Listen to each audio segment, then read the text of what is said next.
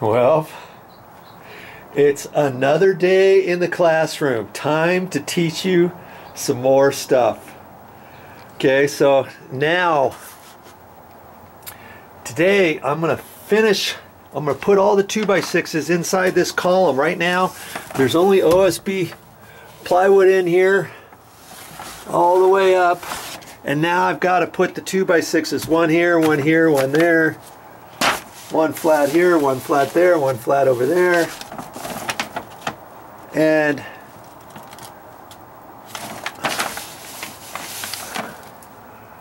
I'm going to be able to do it. And I thought I could reach almost all the way up there. It's a little over 8 feet. And if I just take this bucket and set it in here, and I can stand on there after I get the 2x6 up there to screw it in. I can almost, in fact, I can reach the top when I have the drill in my hand. And so I'll be able to do that. And if I need to get up there just a little bit higher, I was trying to do this without having to figure out how to build a platform in here again, because once I get the 2x6s in here, then I have to put the build the platform, and I'm going to be mounting one 2x6 at a time. What I can do is I've got my old 2x6s. I'm going to cut 2 layers of them and run them in here and set it down there. That'll give me another 3 inches before I set the bucket on there, and then I'll be able to comfortably reach the very top of that. Because see, now it's down a lot lower than it was from before. Remember, I've got OSB plywood at the very top, and I've got 2 layers of 2x6s up there, so that's 3.5 inches lower. And on my tippy toes, I can reach it comfortably, okay, with doing this. And then I've got my ladder set here, and I can go up the ladder and across and down to where I'm cutting. And then coming down, I think I can leave my ladder almost about where it's at the entire time. And hopefully I can leave my nail bag on this time to fit it in there. I couldn't do that before. I'm literally shoulder to shoulder once I'm up inside there. It's a little claustrophobic, and when I get back down, the fresh air, oh, it just feels so good after I get out of there. That was just a nightmare, spraying that and taking all the old stuff out and scraping it down and cutting the nails and staples. That was a bad job. I wouldn't wish on anybody, taking all of that dry rot out. Can you believe that? All of that was bad. I had to rip it out little piece by piece by piece. Yeah, it took forever, but I thought, you know what? I'm going to do it so that I can rebuild it and make it look just like it was before it got any dry rot in there.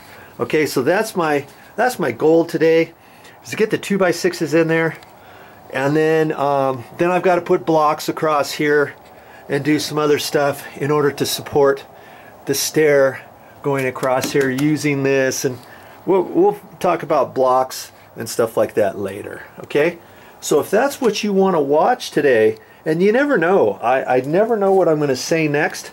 I never know what I'm going to use, and I'll probably end up using some of that and cutting that and using some little strap material up there, and I'll probably use some of my construction adhesive and my drills and my saw and my sawzall and all kinds of stuff. So you just never know what you're going to learn when you watch my videos, so you might want to stick around.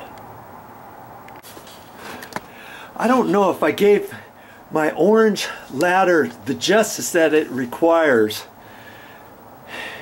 It's a fiberglass ladder, and don't be fooled by getting one of those blue ones. The blue ones are cheaper. This one is a lot more sturdy.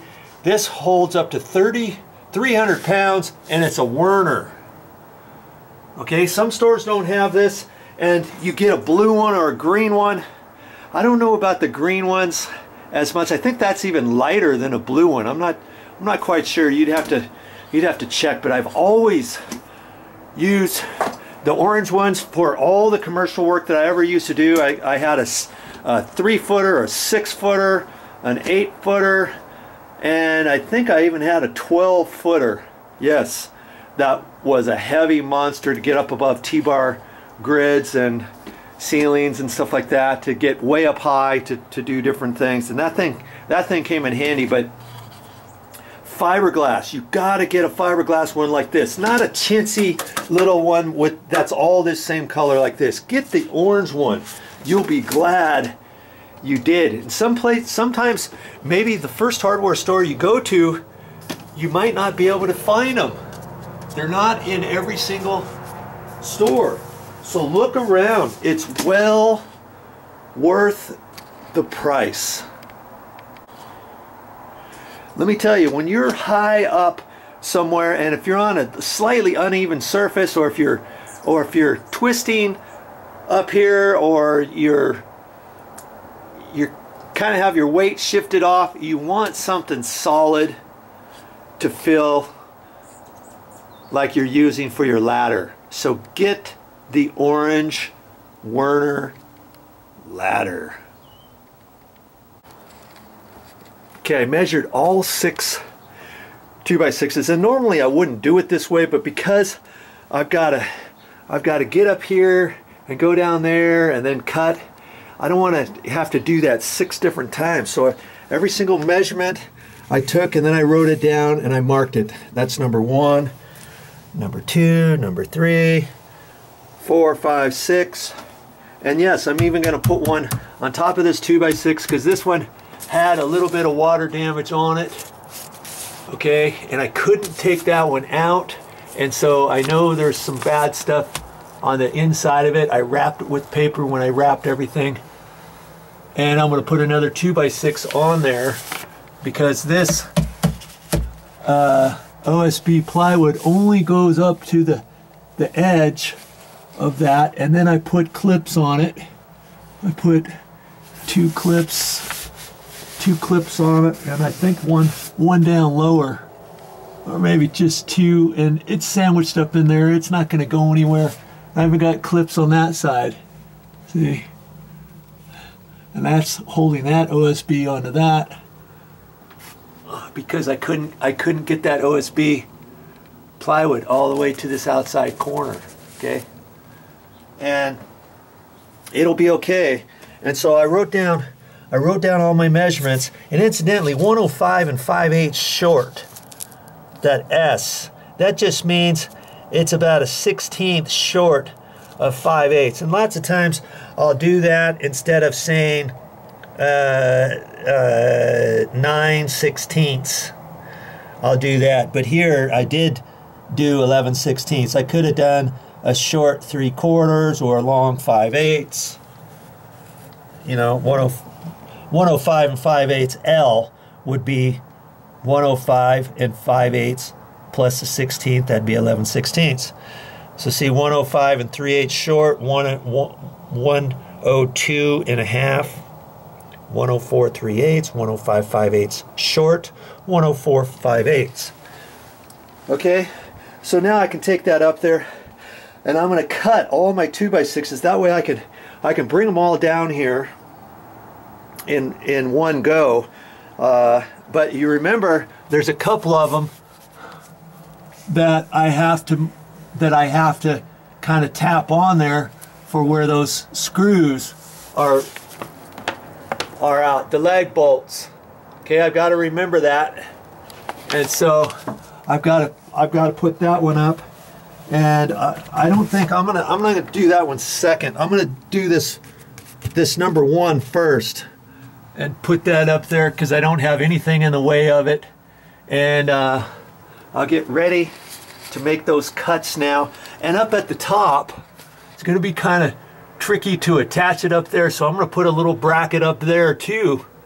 And I'm going to screw that onto my 2x6. And how am I going to make those brackets? I'm going to make those brackets with my little metal studs. And I'll show you what a bracket looks like in a minute. Oh, I'm sure glad today's over. Well, that's all I got for this time.